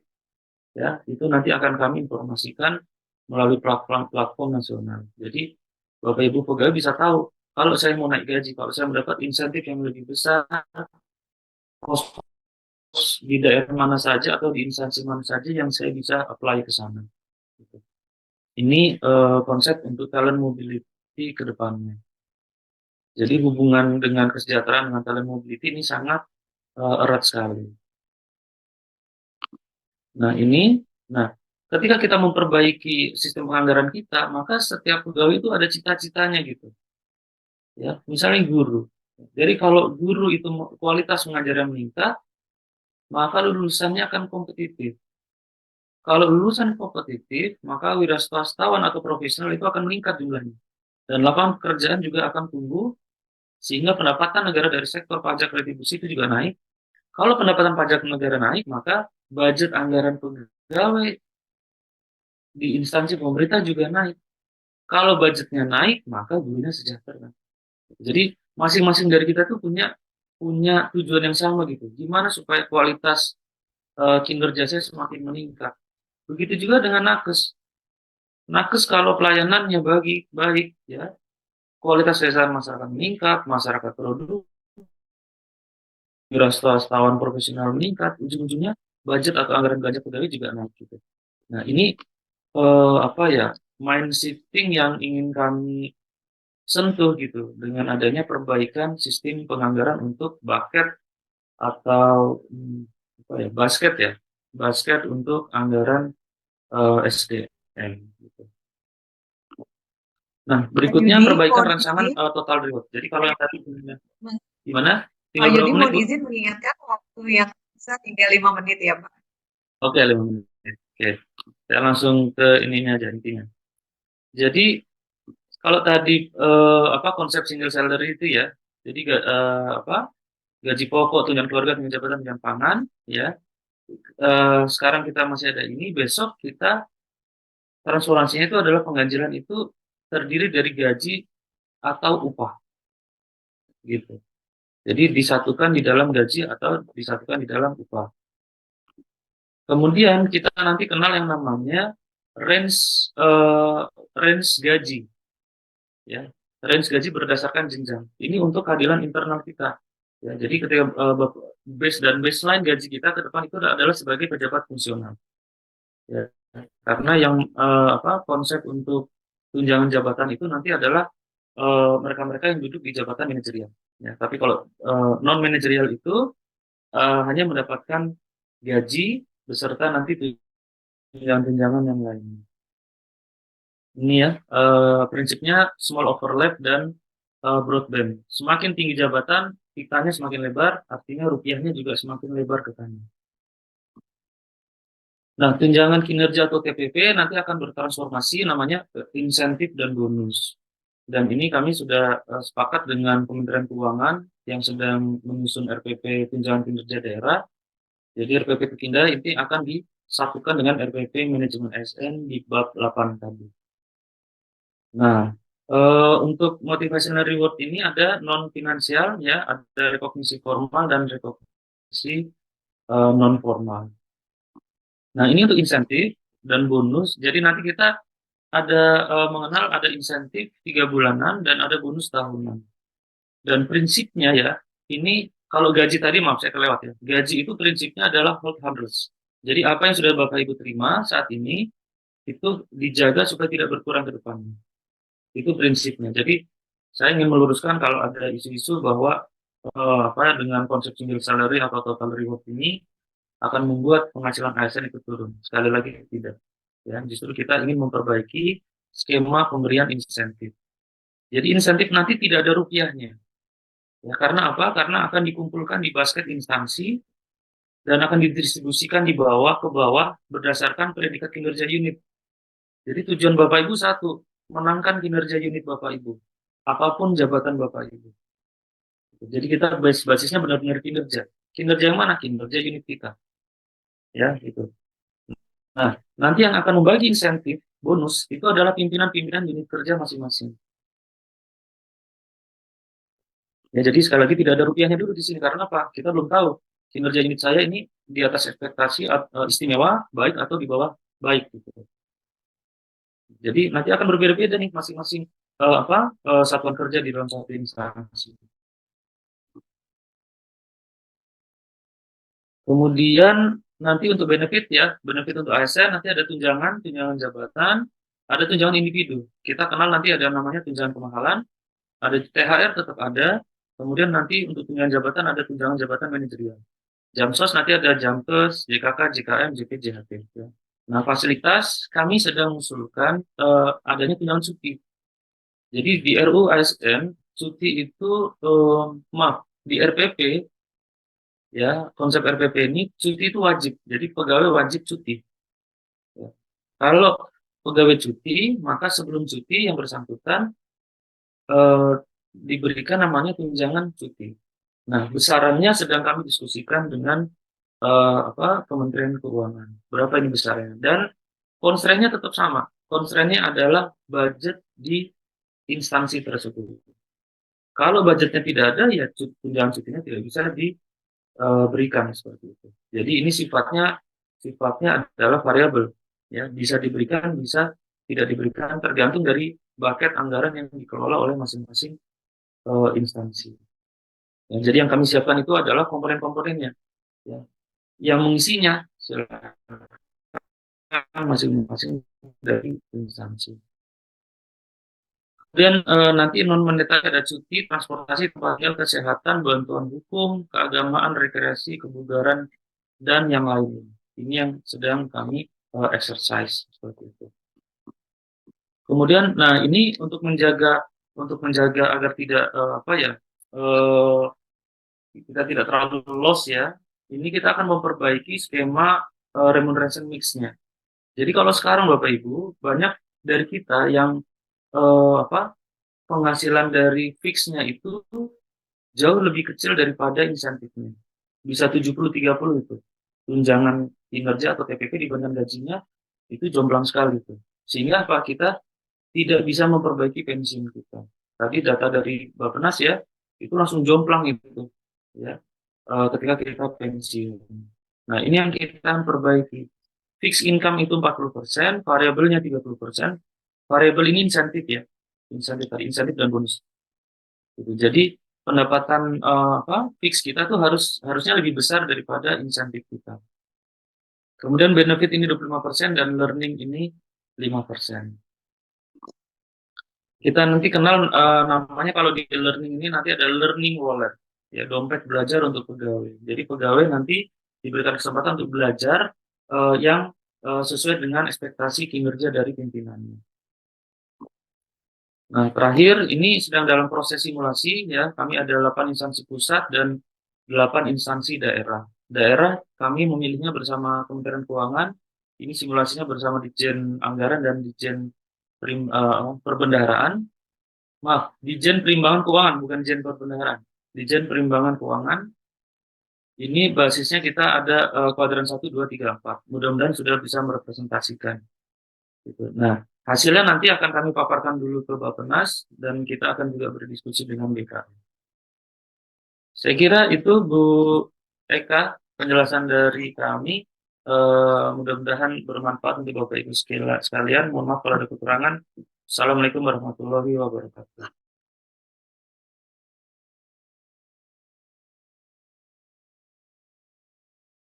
Baik, terima kasih Pak Yudi untuk pemaparannya. Sangat komprehensif Pak Yudi. Baik, kita akan memasuki session tanya jawab. Untuk itu, maka kami persilakan bagi Bapak Ibu yang berencana untuk melakukan pertanyaan, memiliki pertanyaan untuk Bapak Ibu dapat memberikan raise hand. Nanti kami akan menunjuk Bapak Ibu untuk dapat unmute. Kami persilahkan untuk 3 penanya terlebih dahulu.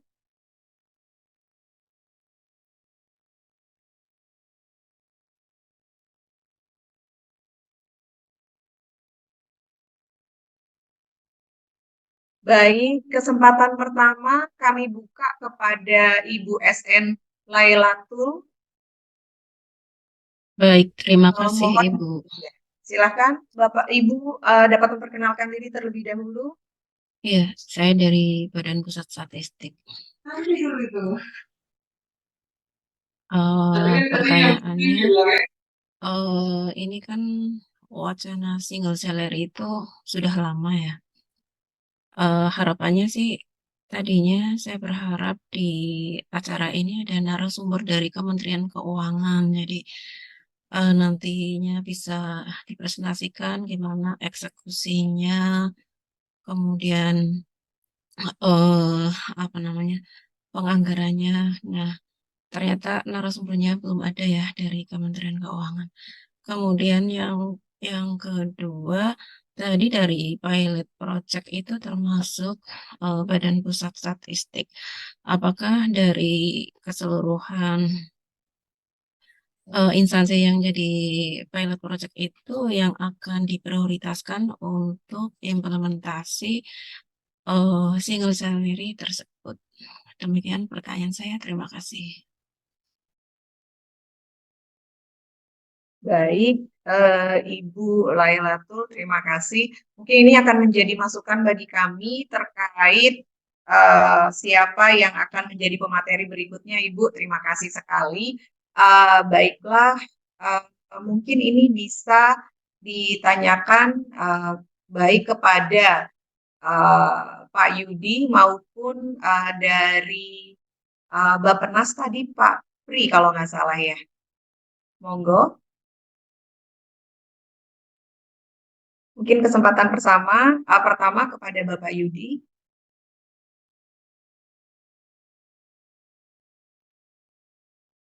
Ya, makasih.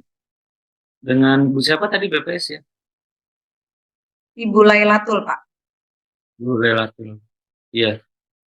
Eh, kami belum bisa menyampaikan apa prioritas-prioritasnya Bu ya, karena tujuan dari simulasi apa total reward ini adalah kita ingin melihat satu dampak fiskalnya dulu, ya. Kita ingin satu lihat dampak fiskal. Yang kedua, kita ingin lihat bagaimana migrasi pertama kali, ya, simulasi migrasi pertama kali, konsep yang tadi saya jelaskan ke instansi-instansi pada proyek ini. Bisa nggak anggarannya untuk mensupport itu? Karena prinsip kita tidak ada top up, ya, tidak ada top up dari APBN. Jadi kita menggunakan anggaran yang ada. Itu kedua. Terus prinsip yang ketiga, kita ingin memperbaiki konsep kebijakan dari sistem penganggaran tadi, dari remuneration mix kita itu, komponen-komponennya. Misalnya, oh ternyata dengan eh, apa range penghasilan, range gaji ya, rentang gaji untuk jabatan pelaksana itu terlalu rendah karena misalnya dari hasil simulasi lebih banyak pegawai pelaksana yang ada di luar atau di atas range seperti itu. Berarti ini range harus kita geser nih ke kanan. Ya, jadi tujuannya itu dulu. Ya, tujuannya itu dulu. Jadi kita melihat satu tadi ya, bagaimana untuk beban fiskalnya, karena nanti juga simulasinya sampai di simulasi pensiun juga. Yang kedua, satu beban fiskal, terus yang kedua tadi kita ingin memperbaiki konsep yang sudah kami susun. Kemudian yang ketiga, kita ingin melihat juga dengan karakteristik instansi yang berbeda-beda, bagaimana robustness dari komponen atau komponen kesejahteraan yang kami susun tadi. Dan ini kenapa 8 daerah ini yang dipilih? Karena karakteristiknya berbeda-beda satu sama lain. Seperti itu ya, Bu Laila.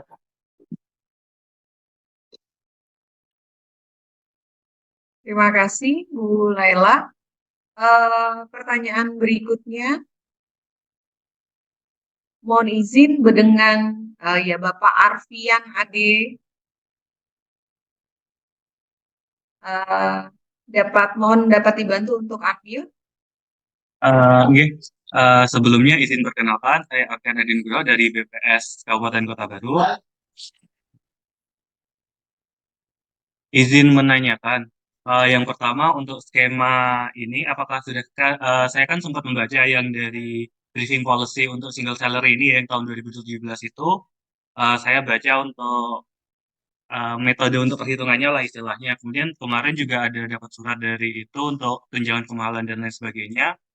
Eh, dengan asumsi anggaran yang sekarang itu tetap dan tidak ada top up, apakah itu bisa mengcover untuk misal metode perhitungan yang dari yang saya baca itu, atau misal ada metode perhitungan yang baru, itu satu. Kemudian tadi kan belum dijelaskan atau mungkin saya kelewat nggih, untuk kelebihan dan kekurangannya single salary sendiri.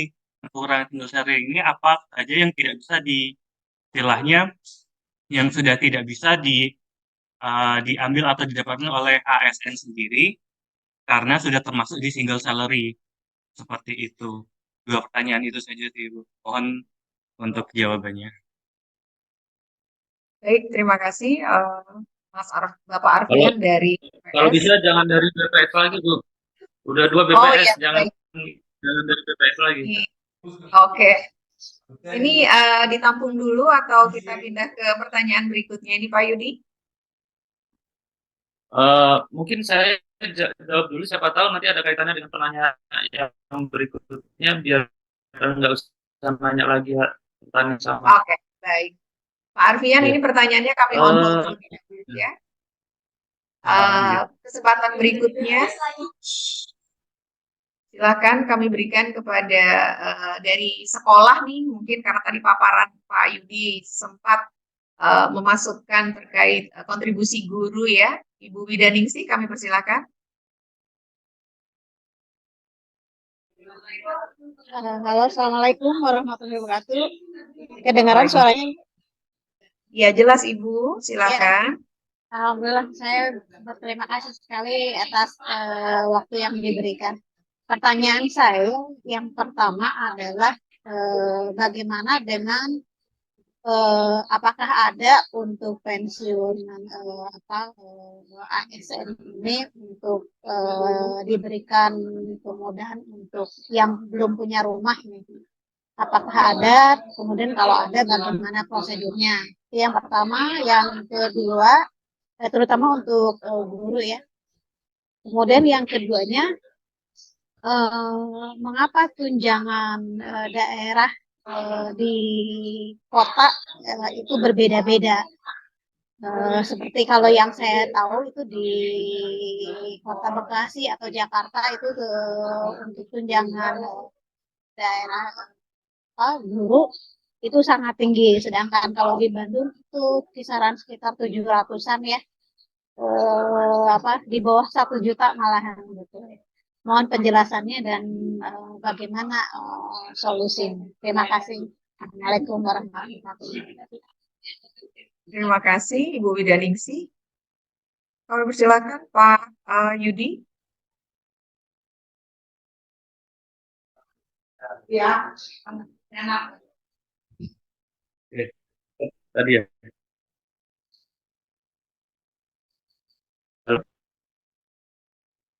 Terus saya, Izin Pak, halo. suaranya agak putus ya Pak.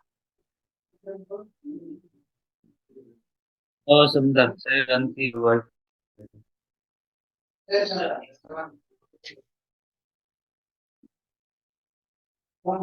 Kalau sekarang gimana, Bu? Jelas, Bu.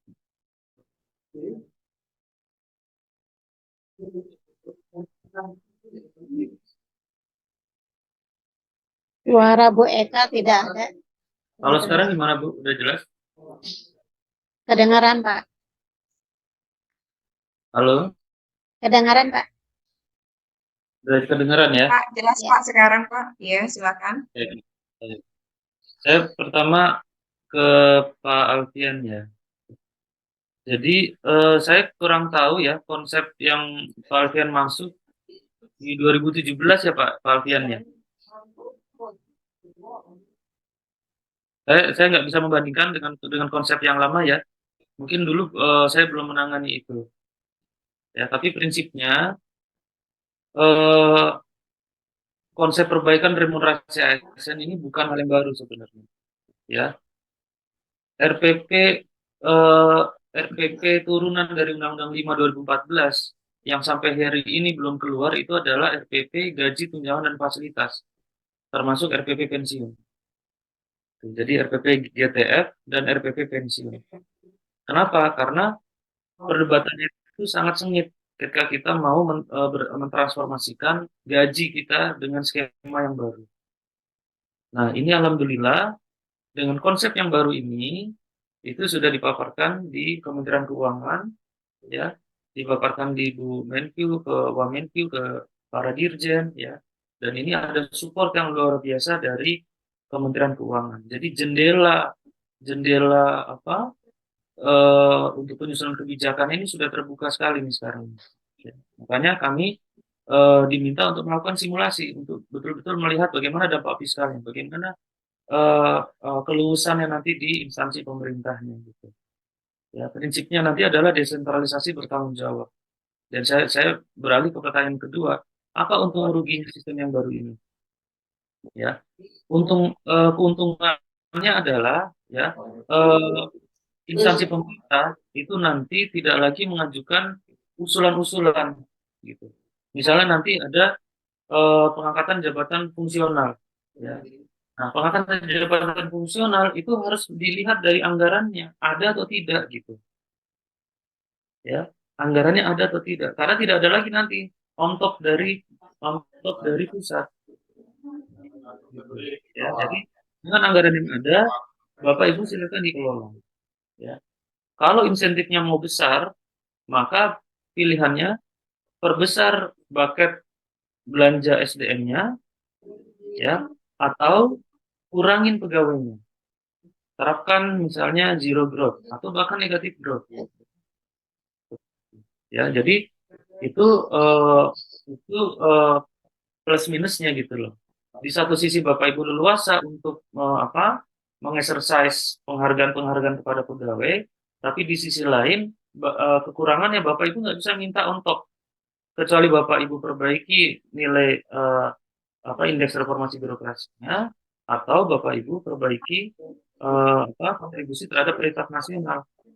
Atau kalau Bapak Ibu di daerah, Bapak Ibu tingkatkan PAD-nya supaya caps 30% itu dari APBD itu tetap menyisakan ruang untuk Bapak Ibu tumbuh belanja pegawainya.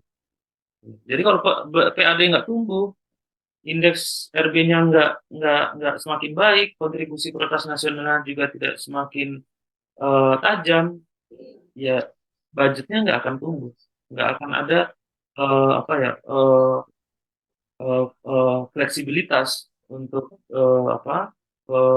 pemberian penghargaan kepada pegawai gitu. Jadi itu menurut kami ini plus minus. Tapi yang penting Bapak Ibu tidak lagi mengusulkan satu persatu, ya. Itu konsep bagaimana transformasi ke depannya. Saya ke Bu Widan Ningsi, kemudian ASN untuk rumah untuk guru. Ya, ini disesuaikan dengan budgetnya itu ya Bu ya. Kami hanya menyiapkan ruang-ruang di mana instansi pemerintah bisa mengeluarkan uangnya ke komponen itu. Karena itu nanti akan memperbaiki MAK, ya, mata anggaran, akan memperbaiki MAK. Jadi ada anggarannya, silakan dianggarkan gitu. Kemudian tunjangan daerah untuk guru di tiap kota beda-beda. Memang nih Bu ya, untuk guru ini memang kami agak kesulitan nih Bu. Terus terang di simulasi ini pun kami kesulitan. Karena apa? Guru itu diatur sendiri gitu. Remunerasi guru itu diatur sendiri di Undang-Undang Guru dan dosen. Ya, dan kami diskusi dengan jajaran Kemdikbud, itu memang perlu diskusi intens dengan PGRI, dengan asosiasi-asosiasi guru. Karena apa?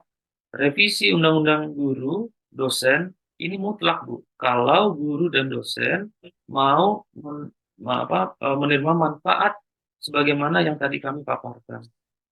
Panjang undang-undangnya ini belum direvisi, maka agak susah, Bu, untuk menyesuaikan. Karena saklek, Bu, di undang-undang dosen itu diatur terkait misalnya dengan tunjangan profesi guru misalnya. Itu diaturnya di undang-undang, Bu. Besarannya sekali besaran gaji pokok. Bayangkan nanti kita range gajinya berubah, ya. Terus ibu mendapatkan satu kali gaji pokok, itu bisa jadi ibu yang paling tinggi nanti penghasilannya tuh di ASN di situ. Makanya ini belum bisa kami exercise sampai di situ, gitu. Sebelum undang-undang guru dan dosen ini kita review, kita revisi, Bu. Jadi remunerasinya ini harusnya bisa mengikuti ASN yang lain gitu. Tapi itu kami kembalikan kepada asosiasi, Bu. Kami kembalikan kepada Kemdikbud bagaimana arah kebijakan untuk guru ke depan. Saya kira itu ya Bu Widan sih. Ya, terima kasih Pak jawabannya. Baik, terima kasih Pak Yudi untuk penjelasannya.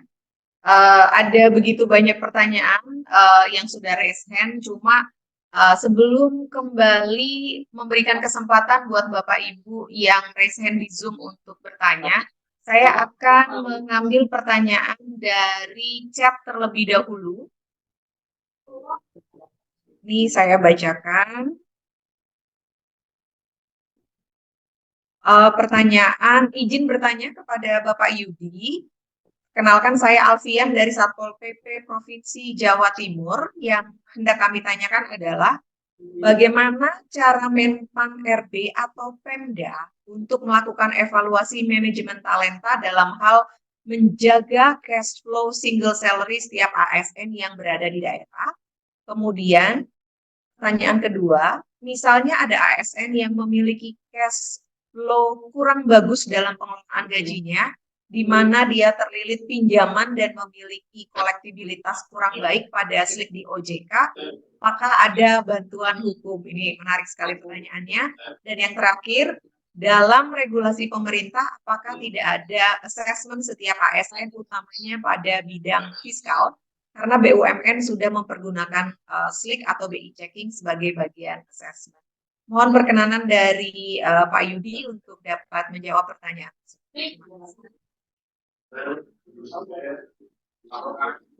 Ya, saya curiga Pak Alfian ini bukan dari Satpol PP.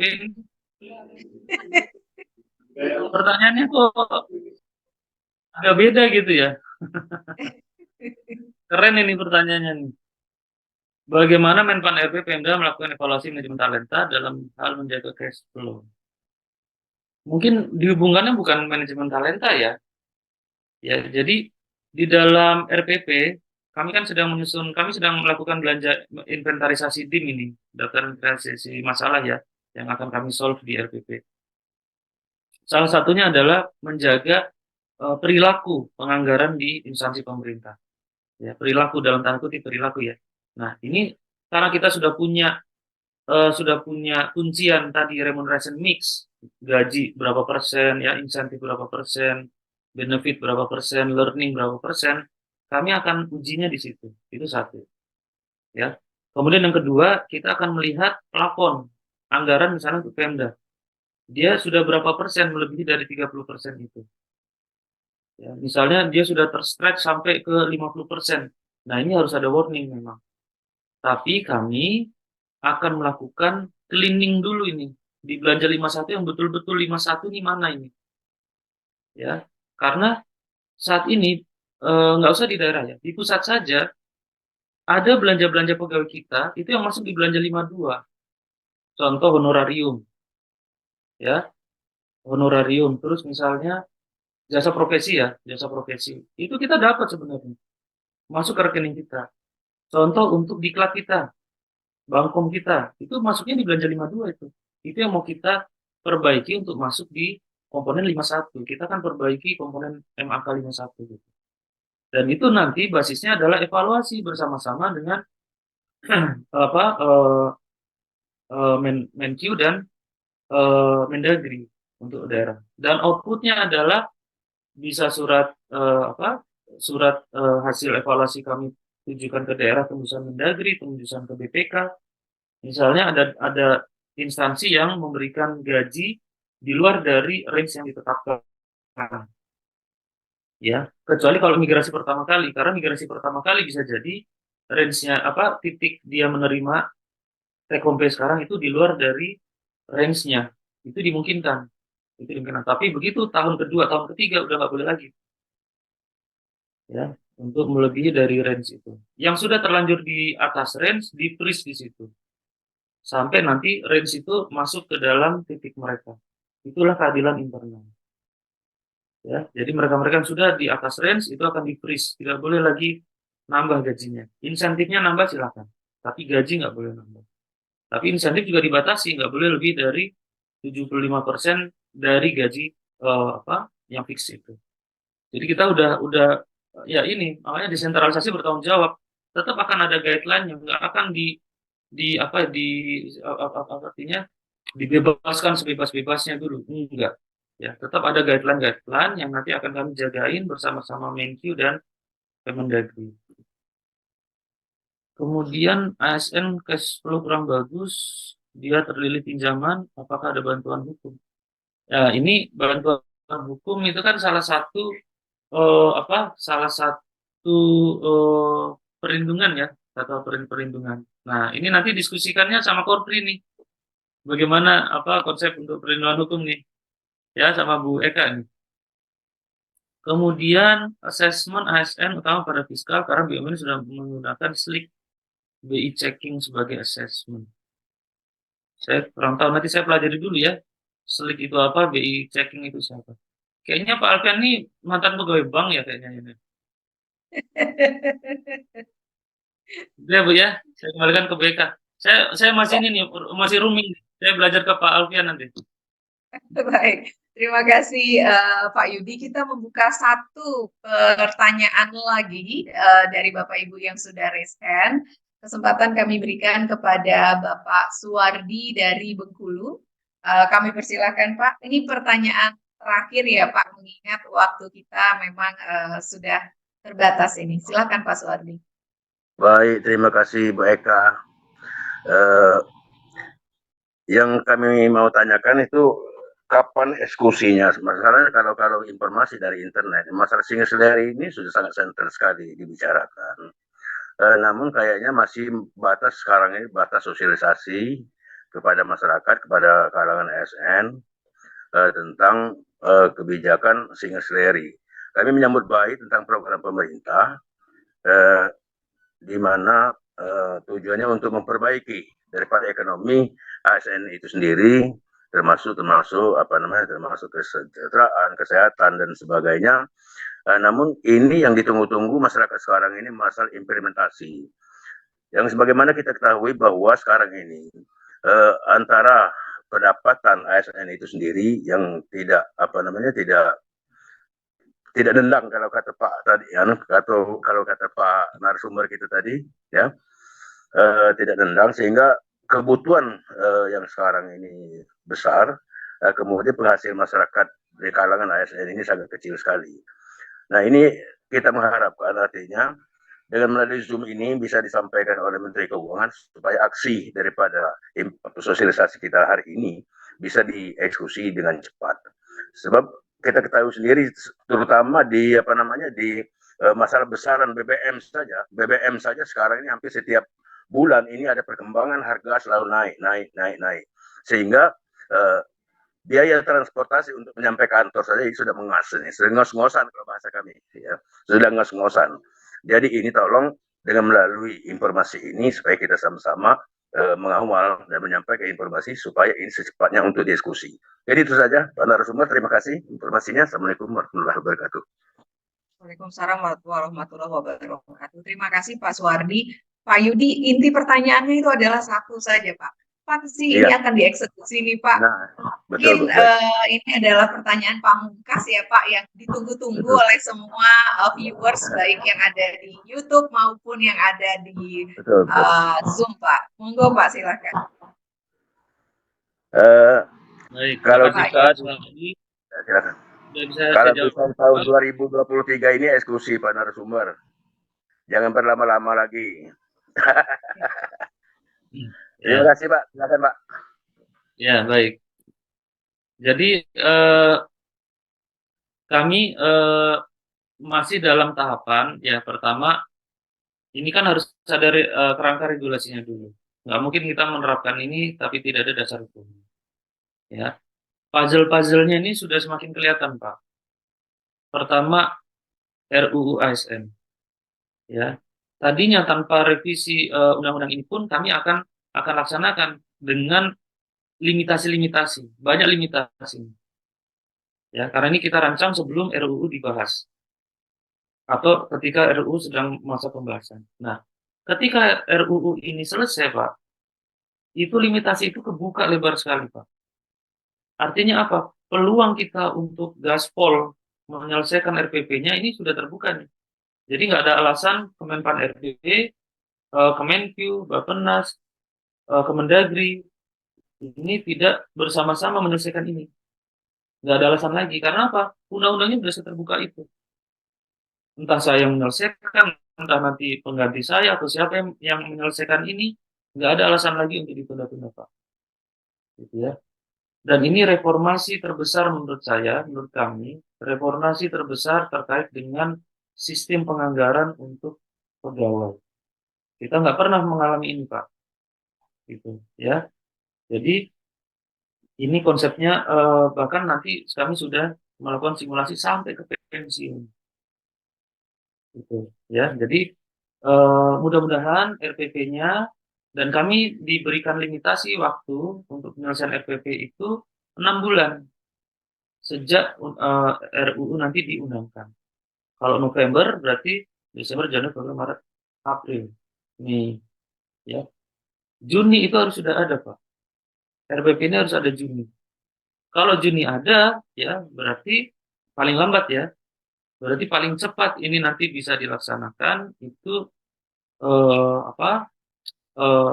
awal tahun 2025. Karena nanti akan ada perpresnya juga. ini simultan juga nih perpresnya kita susun juga gitu. Ya, jadi mudah-mudahan tidak terlalu lama lagi. Ya, tergantung dari apa? Keberhasilan simulasi yang kami lakukan juga. Ya, kedua tergantung dari dukungan Pemda juga, dukungan Kemendagri. Karena sistem penganggaran pusat daerahnya agak berbeda. Bukan agak berbeda, berbeda sama sekali sebenarnya. Makanya ini butuh klop. Belum lagi nanti kami harus alignment juga dengan apa? Dengan TNI, dengan Polri. Ya, karena ada ASN-ASN kita yang kerjanya di sana, nggak mungkin dia nanti penghasilannya lebih tinggi dari pimpinannya yang prajurit TNI atau anggota Polri. Makanya ini luar biasa magnitude dari pekerjaan ini. Kami mohon doanya aja, mudah-mudahan sehat ya, masih diberikan kepercayaan pimpinan untuk menyelesaikan ini. Itu aja Pak Soehardi.